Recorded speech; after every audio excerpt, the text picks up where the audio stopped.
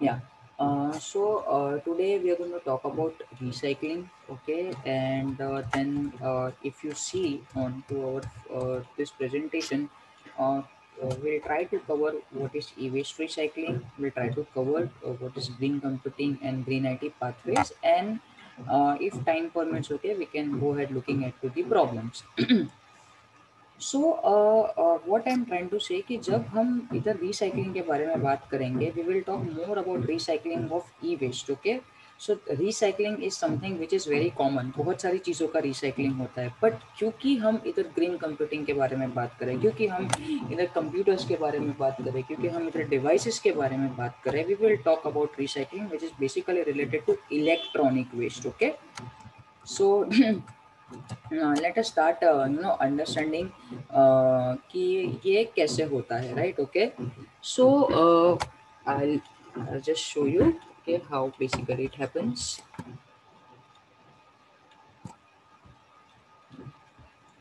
So there will be, let's say, computers and, basically we can say electronic devices. Okay, so what we see is that, okay, we will have some devices. It could be computers, it could be some, electronic devices. It could be mobile phones, it could be any small electronic gadgets, okay, which we would be using time to time. But let's say because of some reason they are not working, or let's say we are upgrading them and somehow they are not repairable, it could be any of the thing. Okay, so that will be over here. Now, normal, whenever we do the recycling of any other thing, okay, if we talk about plastic or something like that or paper, okay, there is a very simple option कि हम उसको एक shredder machine में डाल देते हैं. Now, you know what is a shredder machine? It is something, okay, which will just crush it and then it will pass into something. But this we cannot do it with the using our e-waste. Okay, e-waste को हम इतना simple तरीके से सीधा shredder में नहीं डाल सकते because it is a device. There are so many important, we can say, components. Okay, बहुत सारे important components है ये device के अंदर. So the very first process that basically happens while recycling of the e-waste is, we say, manual disassembling. Now manual disassembling का मतलब क्या होता है? ओके, इसको हम मैनुअल डिसमेंटल भी बोलते हैं, which means there will be definitely, we can say, a set of people which will be involved over here in doing this process, जो ट्रेंड होंगे. ओके, जो ट्रेंड होंगे, दे विल बी नोइंग के कैसे हम इसको सेपरेट कर सकते हैं. Okay, something like that. So they need actually some little bit of training to understand कि उसको मैनुअल डिअसेंबल कैसे कर सकते हैं.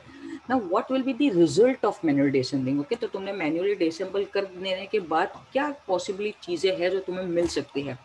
सो after manual disassembling probably you know uh, you will get something like this. Okay, so what you're going to get, you might recover metal, you might recover precious metals. Okay, I think we all know that there is a very we can say a small percentage of gold, a small percentage of silver which is present into our computer machines, which is probably present into some of the devices, and it is being used in making the devices because of their sturdiness, and there are so much other advantages of it. Okay, there is of course glass which is available, there will be plastic which is available, and most importantly, okay, you will also get circuit boards. So what you will try to do is you'll try to separate them individually. Okay, whichever is possible. Okay, whichever is something which can be very easily manually, you can remove it, you will try to put it, okay, aside. Now, after that, okay, after manual assembling, okay, there will be so many things still which we will be left. Now they will go, okay, they will simply pass to what we can say a shredder and a granulator machine. Okay, so shredding, which means it will just crush it, and granulate, which it will make it into a small particles like this. Okay, so whatever things are remaining, we can say it will simply pass to a shredder and a granulator, and then it will be there into the particles. Now these particles again, these particles might have, they might have plastic, they will might have circuit, they will might have glass, they will might have metals or something like that.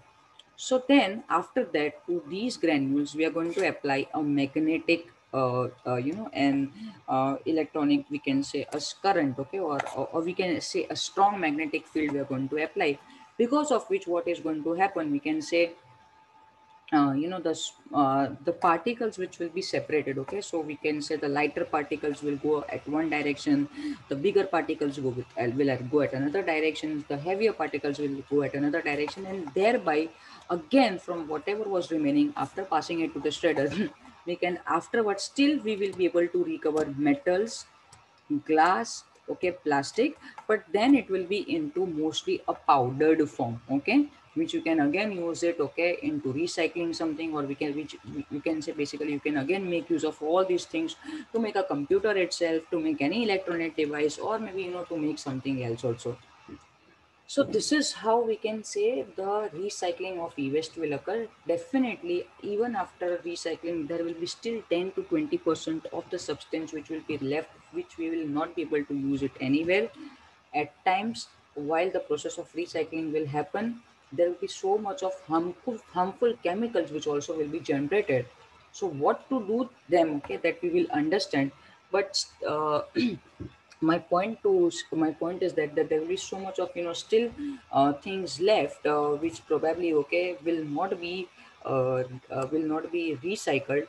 So maybe we have to take care about it, okay, and we have to dispose it very carefully, or we have to think about what to do regarding the e-waste which was unable to get recycled. Okay, so this is the idea behind we can say e-waste recycling. Okay, if I quickly go through, okay, there will be electronic devices, computers, there could be a number of things over here. The first thing that will happen will be the manual disassembling, or we can say the dismantling by a set of people who are trained, which will actually help us to recover something like precious metals, okay, circuit boards, glass. The components left will pass through a shredder machine. Then magnetic and a strong electric field will be applied to it. Then it will be separated, and then probably we will be again able to get all the separated glass, metals, and everything into a powdered form. So this was about e-waste recycling. Okay. Now moving forward. Okay. So now what exactly green computing is? Okay. So here basically we can say we are starting with understanding what green computing is.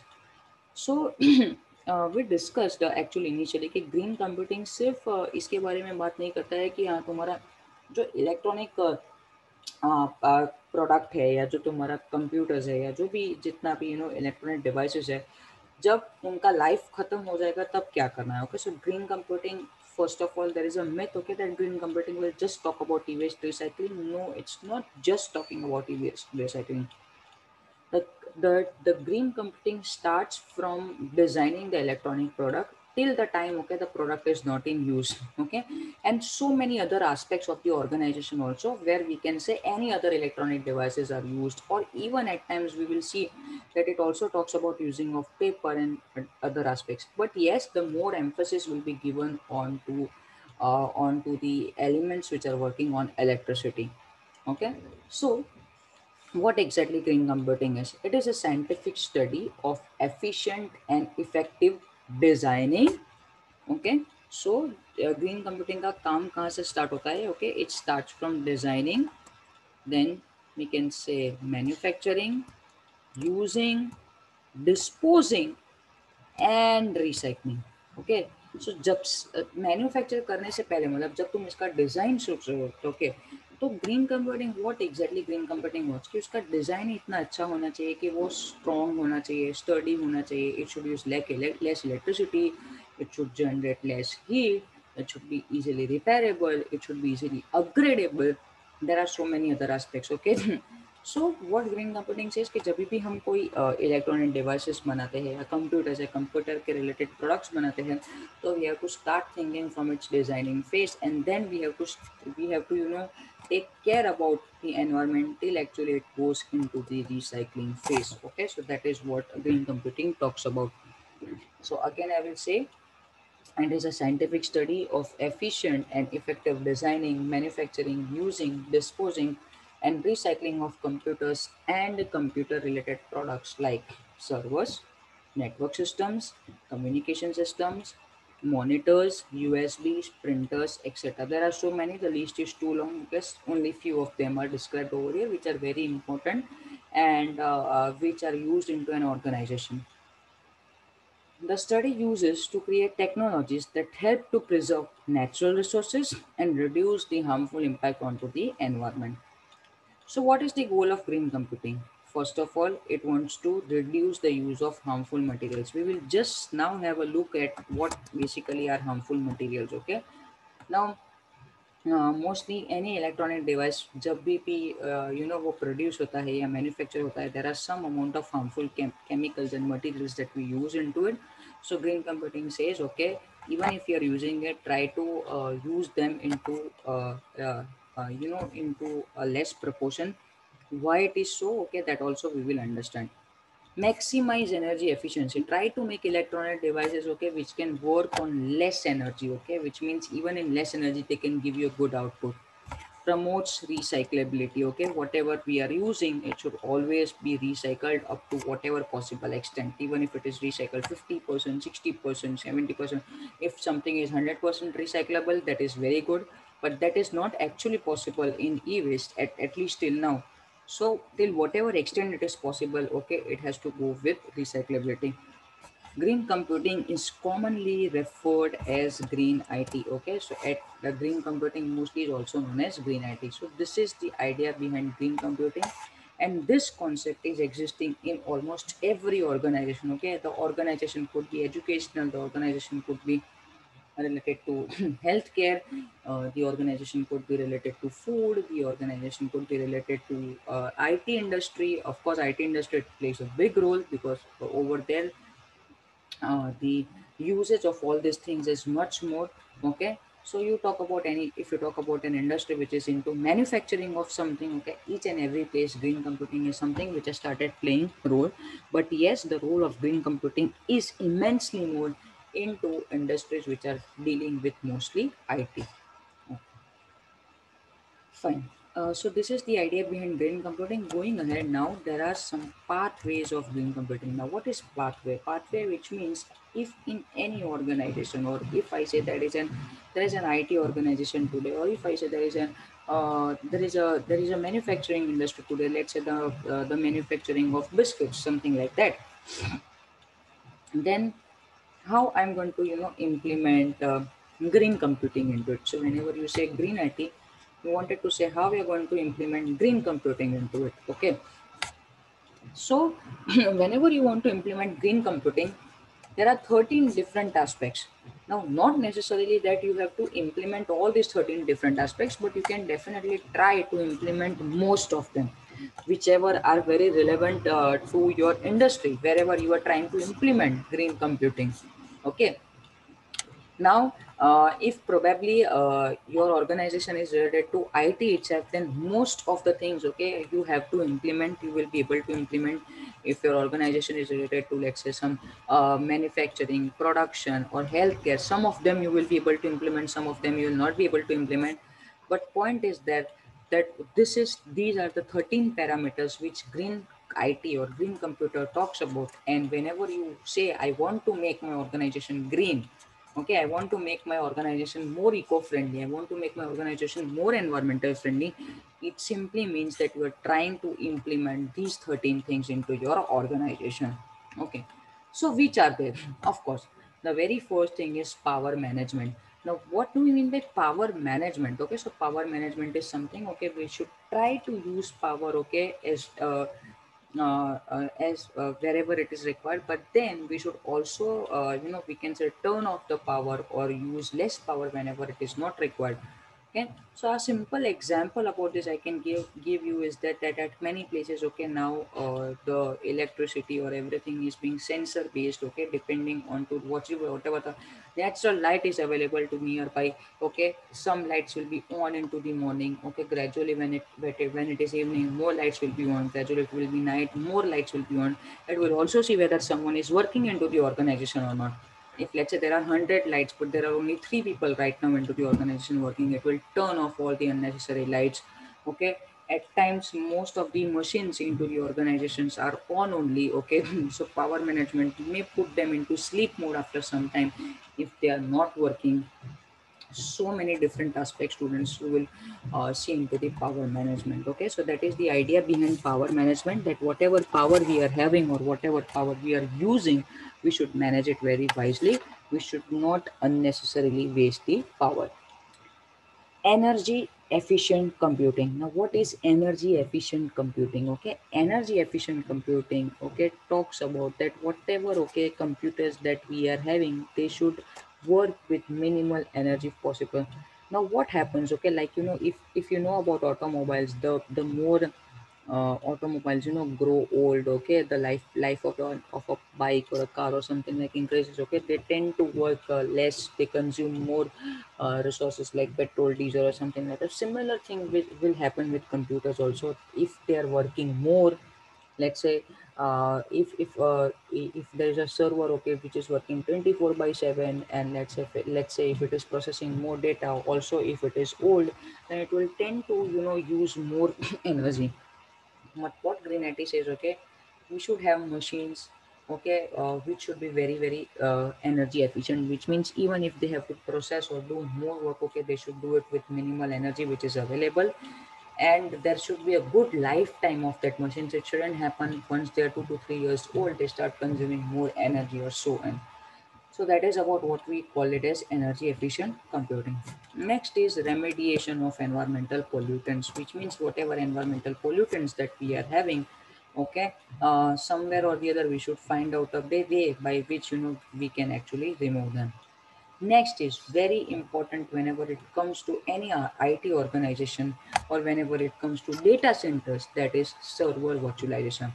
Now, what is server virtualization? Okay, so I think you are already aware about it, but I can simply write it. It says that we will basically make use of one physical machine, okay, and we are going to implement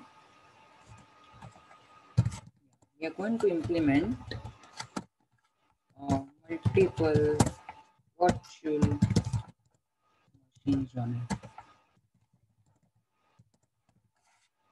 Okay, so that is the idea behind slow virtualization, and if you tend to do that, basically, you decrease the requirement of new machines, and if you decrease the requirement of new machines somewhere or the other, okay, you are focusing on to the green computing. So that is very important. We have a great discussion about server virtualization, okay, which we will do into our later units definitely. But yeah, this is what in a nutshell it means, that this is server virtualization all about. Next is sewage treatment, okay, whatever waste that is going out, okay, to via water or via underground or something like that, okay, it has to be treated. Next is waste management. Here waste management will deal with all the kinds of e-waste. It could be paper waste, it could be waste with related to plastics, it could be waste related to e-waste, or it could be any other waste which is generated by an organization on daily basis. Next is recycling. Okay, so you should any organization who wants to go towards green, they should always promote recycling. So what are these points? Okay, they are trying to tell कि if you want to implement green computing, you have to focus on power management, you have to focus on and computing which is energy efficient. You have to focus on, which means the organization has to focus on remediation of environmental pollutants. The organization should implement virtualization. The organization should take care about sewage treatment, waste management. The organization also should go with recycling. If the organization is trying to follow all these things, then we can say, or then it is possible that the organization is trying to go towards green IT or trying to go towards green computing. Okay, now which are the next aspects? Okay, so the next aspects are regulatory compliance. Now what is regulatory compliance? So there are so many we can say rules and regulations which are available. I think we all will be knowing it. If you talk about food product student, then there is some mark on it, FSI or something like. There are some other benchmarks, something like ISO. So there are so many good benchmarks or good things which are available. Now how we get them? Okay, we get them only let's say if we are trying to do something of a better quality. So similarly, now what regulatory compliance tells us, okay, so there are certain laws which are also made by some of the committees, okay, for as a part of green IT or as a part of green company. Now, whether your organization is abiding to the laws or not, okay, if your organization is not doing or not abiding to the laws, okay, or not following to the laws, okay, then it might have to pay something, okay, to the government or to the any agency, or maybe it has to do some steps. So regulatory compliance simply says that if at all you want your organization has to go towards green, then whatever regulations are there, you have to follow that. And if at all you break them, then you have to do something for it. Okay, the to do something for it can be in any form actually, but then you have to do for it. So this is something which is very, very, very important, which related to green IT. Going forward, we will also see that which are the regulatory compliance which basically any organization should follow, and depending on that, many organizations receives their certifications which are related to green computing. Okay, water purification. I think this we all know and we understand. This is a part of every organization these days. Green metrics and green methodology. Now, what is green metrics and green methodology? Okay, this is something which is very important. Now, whenever you are there in any organization, so any organization, okay, if you talk about IT organization, or even let's say if you talk about educational or healthcare or manufacturing, there will be so many processes into it. Okay, there will not be only one thing which will happen into that organization. So I will say, okay, process could be, let's say, transportation of employees or transportation of some things. So transportation is something which is one of the process.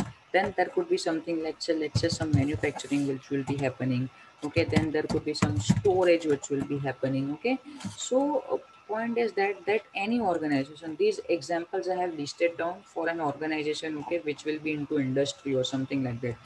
If you talk about let's say if you talk about IT organization, then you will have more use of air conditioners over there, okay, more use of lights over there, okay, more use of, we can say, transportations over there, and so on.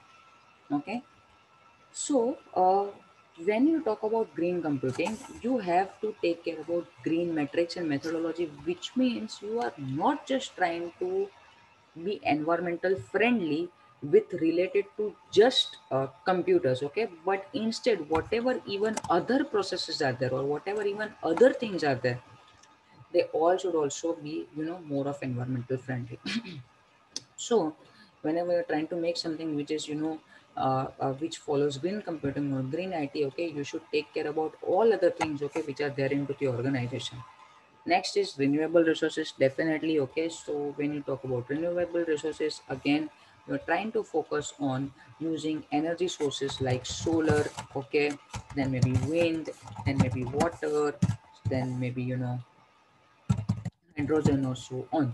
So if we want to go towards more of green IT, then you should try to focus on renewable resources. Next, which is very important again, okay, eco labeling of IT products. Now this is something which is new for us. What is eco labeling of IT products? So just I told you students over there in regulatory compliance that every food product comes with some mark, okay, which says that it is safe, okay, nothing will happen for it, and something like this. Now similarly, we should try using IT products. So there are very less organizations which have actually made IT products which are eco-friendly, okay, I think HP and some of them are there. So whenever an IT product is having an eco label on it, it simply says that it is environmental friendly. Okay. So basically, if I'm having an eco label on there any product, okay, it will say me, okay, that it is environmental friendly. Now, what do we mean by environmental friendly? It simply states that it will use less energy. Okay, it will make use of less energy. It will be, I say, easily upgradable. It will be, say, easily repairable. Okay, it will be generating less heat. Okay, then it is we can say um, recyclable. Okay, so whenever there is an eco label on any IT product, IT product could be a mobile or a desktop or a server or a client, uh, anything, okay, a network device, an eco label on it will always say. So what we're trying to say over here, students, is that whenever we purchase IT products, we should see that it should have eco label on it. Okay. And last, that is thin client solutions. Now what is thin client? Okay, so we always used to talk about server. Okay, we know what is server. Server is something, okay, which is a device which is having, very good configuration. Okay, so we say server is always, mostly we use the terminology that high configuration machine. Basically, it will have all the softwares installed into it. It will have, good operating system installed. So whatever requirement you have from a machine, they all will be installed into a server. Now, let's say the personal computers that we are using. Let's say I'm using a laptop right now. You also will not. You all will also be using it. Okay. So whatever we are using right now, okay, they are acting as a client and a server both, because we also have an operating system. Even our machines are very highly configured. Okay, we want machines which are having 8 or 16 GB of RAM, and then we want good hard disk. And then we want all these softwares to be installed. We want a good operating system, the latest operating system. We want graphic cards. Okay, we want so many things, which means we are definitely using a machine which is of a very high configuration. Now whenever you make use of machines which are of high configuration, they are tend to make use of more power supply. Okay, this is our personal use, we agree, because we are the only users and we will be doing so many things. Definitely we will go with that device. But now we think about any organization. Okay, think about any organization, let's say ABC IT organization or IT firm. Okay, which basically, let's say, is making software or doing something like this. Now definitely, if it is making software or it is a big firm, there will be, more servers over there. Okay, there, or I can say there will be at least servers over there, because they will be storing all their data, they will be storing all their softwares and operating systems. And let's say in these firm, let's say there are, more than, let's say 1000 people who are working. Now if 1000 people are working into this firm, then definitely they need to work. Okay, where they are going to work, you have to give them machine, right? How they will be able to work. But now, when you give them machine, is it necessary to give them a machine which is having full-fledged configuration, okay, which is having high configuration, all the software operating systems involved? Is it necessary? So the answer is no, because that organization will already be having servers, and the organization wants that everything which should happen or every work which should happen, it should happen via servers only. What this organization will do is it will allocate, okay, we can say 1000 thin clients. Okay, now what is basically, then the question is, what is a thin client? So thin client is something which will definitely have, I will say, a monitor, a keyboard, okay, and definitely a mouse or something like that. Okay, it will definitely have a CPU with, I can say, extremely less configuration. It will have its operating system or it will not have its operating system also. Very less RAM, probably no hard disk. Okay, because an organization doesn't want that any data should be stored onto their personal machines or something like that. Okay, and we can say it will have a remote software. Okay, or we can say it is something which will actually act like a browser. So that, why we need that? So that it can connect with server, and then whatever work it is doing, it will do it with the help of server. Okay, so it simply wants, so we simply want a machine which could get connected to the server, and so that the employees can start working on it. So this is the idea behind the thin client. A thin client will drastically decrease the energy needs of an organization. A thin client will consume very, very, very, very, very less energy. Okay, and definitely, so if we have more thin clients into in the organization, then we are going towards, eco-friendliness, or we can say we are going towards green IT or green computing, and so on. Okay, so yeah, this is the idea behind, we can say, the pathways of green computing. I will once again go with it: power management, energy efficient computing, remediation of environmental pollutants, server virtualization, sewage treatment, waste management, recycling, regulatory compliance, water purification, green metrics, renewable resources, eco-labeling of IT products, and thin clients. If at all we want कि किसी organisation को green computing को follow करना है तो उसको ये pathways को फॉलो करना होगा, right? No, okay, so let's start with the problems. We'll just look at if possible the first two problems, okay? So now हमने बात किया, ओके, कि क्या हमें करना चाहिए if you want to go towards green computing, but why we are doing this, okay? हम ये सब क्यों करना चाहते हैं? Why? Because we know that there are some problems which are existing these days with computing, or we can say with any organization. Now, which are these problems? Now, most of the problems, students, are related to electronic equipments only. So the very first problem, that is data centers. Now, data center is not a problem, definitely. We need to have data centers because the way uh, the big we can say organizations are working, providing data 24 by 7, running 365 days, there is definitely need of data center. But now what problem basically data center is creating? So the data center is creating a problem of high energy consumption, okay?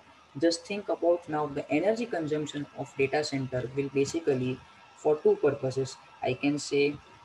And this, first of all, it is used, the energy is required to run the servers, okay? And then running the servers 24 by 7, processing the data, managing the data, they will produce, okay, immense of heat. And to cool down immense of heat, we will require, we can say, cooling systems, okay? Now, and cooling systems, we can say, are in turn again going to, we can say, consume energy. So you can think about that. Now, data center is not just having a consumption just to run all the equipments which it is having, but also it will need a lot of energy for the cooling systems, who will just be responsible to just cool the heat which is getting generated into the surroundings. So this is we can say a concern, okay, which is there related to, we can say, data center. So here are some ways we have to adopt so that we can save the environment such that the energy consumption should be low. I already gave you an example of some place which consumes high amount of energy just in one day, which is equivalent to at times energy consumption of a state or something like that. Okay. So this is one of the concern which we can say the industry is facing these days. Second, toxins.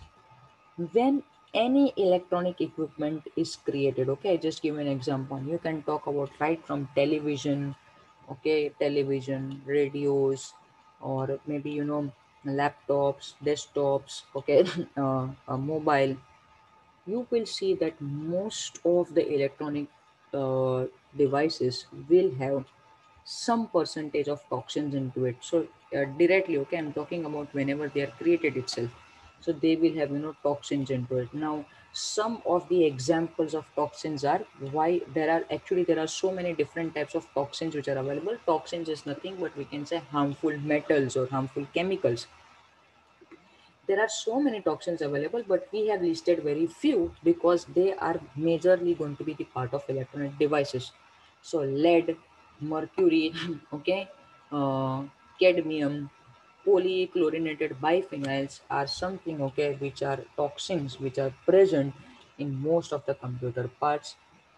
Now they are harmful to the humans. So very firstly, when we will face their harm, whenever we are making use of this electronic equipment, somewhere or the other, we can say definitely they will do some amount of harm to us, okay?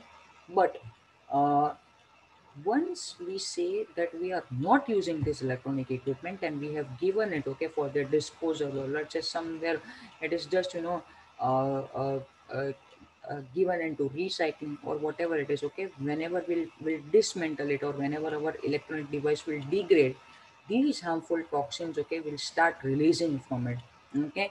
And then wherever the equipment is, let's say if you have just thrown it like that, okay, then it can harm to the people who are residing into the surroundings. It can harm to the people who, if they are touching it without any specific we can say gloves or something into their hands. There are so many aspects about it, okay? And so toxins is something which can also relate to many we can say dangerous diseases into humans. Now we have to take care about these toxins a lot. Basically, when we have manual dismantling. So whenever you have an e-waste and you are going to recycling process, so all these people I told you over here that they will be trained people, they will have some specific safety things in their hands, okay, on their face while they do this process.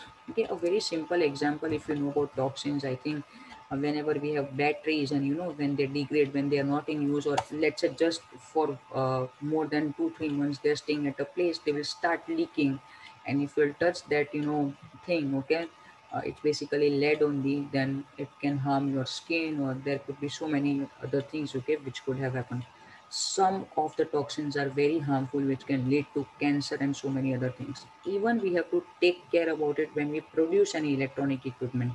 There are some stories about it which I will definitely discuss you, okay, when we are again in coming few chapters, we are going to look about toxins into more detail, okay.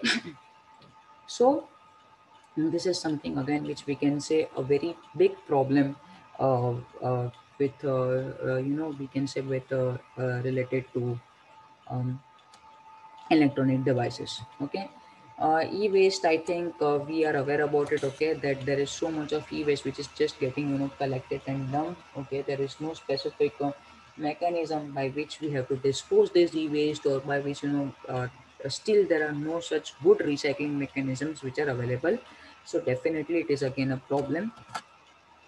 Power consumption, we just discussed, okay, that whatever power we are using right now, and by whatever way we are using right now, okay, जो जिस वे से हमारा power generate हो रहा है अभी, okay, it is very costlier. I hope you all will be aware about this fact, and also it is very limited. Because it is limited, it is costlier, okay. So again, energy is actually a big problem today. Degeneration of fossil fuels, which means so many fossil fuels, okay, are just getting degenerated because we have to create power from it, okay. Greenhouse gas emissions. Now what is a greenhouse, okay, which greenhouse gas emission, which means there is so much of carbon dioxide emissions which takes place because of high amount of power getting used. Okay, I hope you will be aware about this fact. If you are somewhere, okay, in a mall or something like that, okay, inside the mall it is a different story, but if you go outside and if you see, then the air that you will see, okay, the quality of air, the pollution, okay, the heat that you will feel, you will understand that immense amount of power consumption leads to how much of greenhouse emissions or carbon dioxide emissions. There are some of the solutions for it, okay. We can go for with virtualization, or we can generate our own power. Generating our own power should be specifically using renewable sources of energy, like we can say solar, wind, water, etc. Heat, okay, again it is the same thing. There is so much of heat which is being emitted by the devices, and to calm that, we need cooling. And then again, because we have to implement cooling, we are actually in turn consuming more energy. So this is again a problem with respect to electronic disposal, okay. Dismantling of electronic parts that can be reused, okay. If not reused, may cause problem to the environment. So how to basically give equipment, or how to dismantle the electronic parts which we are which we can reuse, and if at all something which we are unable to reuse, okay, how we should be able to dispose that.